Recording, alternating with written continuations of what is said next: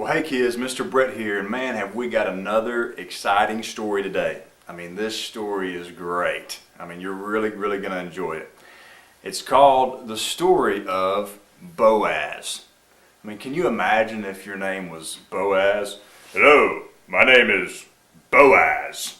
Ha ha ha ha ha ha. I mean, that's just kind of a crazy name, but that's who we find ourselves studying today. And we study this story from the Word of God. It's the Bible. And you know, you have two different things. You have the written Word of God, which is written down. It was written by over 40 men, and it was just tells the story of God. And then you also have what John calls in the New Testament the living Word, which is Jesus Christ. It says that the Word became flesh, you know, kind of like this, and that flesh was Jesus Christ. So you have the written Word, which is the Bible, and you have the living Word, which is Jesus Christ. And both of those exist together.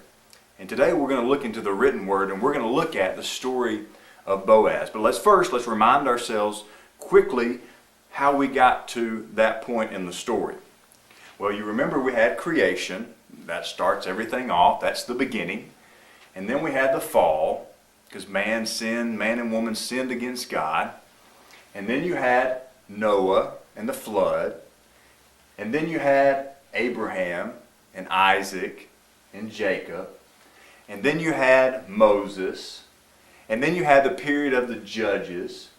And then you had the period of the kings. Well, the story of Boaz takes place in between the judges and the kings.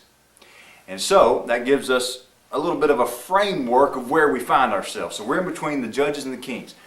But here's how this story goes. It's the story of Ruth and Naomi.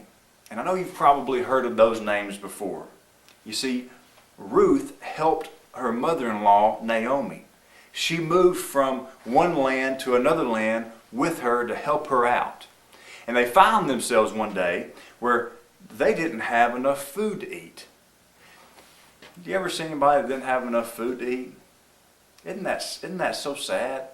Maybe you've been feeding under the bridge sometime. Or maybe you've driven around town and you see somebody who doesn't have a home or doesn't have anything to eat. You know, that's a sad situation. But God provides a way for us to be servants to those people. He tells us to go and to feed the hungry and to clothe those that don't have any clothes. Well, Ruth and Naomi found themselves in that situation. They were hungry. So Ruth got this bright idea.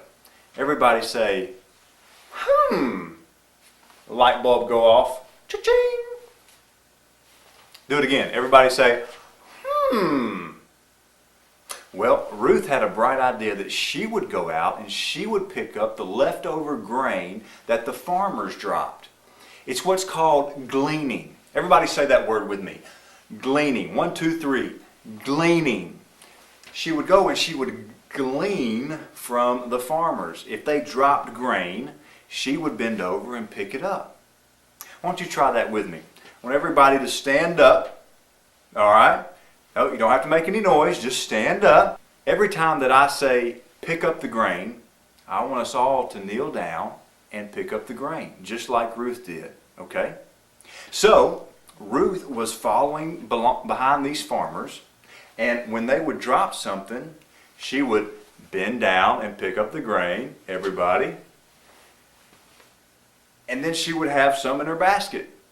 And she would keep doing this. She would keep bending down and picking up the grain as long as they kept dropping it. And you know what Boaz did? He told his farmers to drop more stuff for Ruth to pick up. Isn't that a pretty nice guy?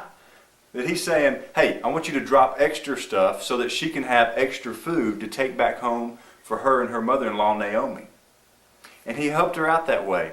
And she just kept picking up these grains and this food, and she kept taking it home and having more and more to eat. And guess what? Did you know that Boaz was a part of Ruth and Naomi's family? You remember "Hey, my name is Boaz." Can you believe that he was a part of their family and he helped them out? Wow. Just like Ruth had helped Naomi out after her family had died. You know what? That's why God gives us family. How many of you have a mom or dad that help you out? I know I did. How many of you have a grandma or a grandpa that help you out? I know I did. Maybe it's an aunt and uncle or a brother or a sister or somebody that helps you out. You know, that's why God gives us the church. You know, we have our immediate families, but we also have the church as our family too. And God gives us people in our lives to help us out. And aren't you glad He did? And so, here's the question for today. Who are you helping out? If you have a family or if you're a part of a church, who are you helping out?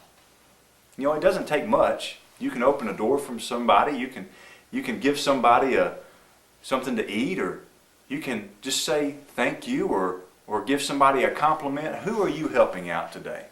I want you to think about that. That's an important question.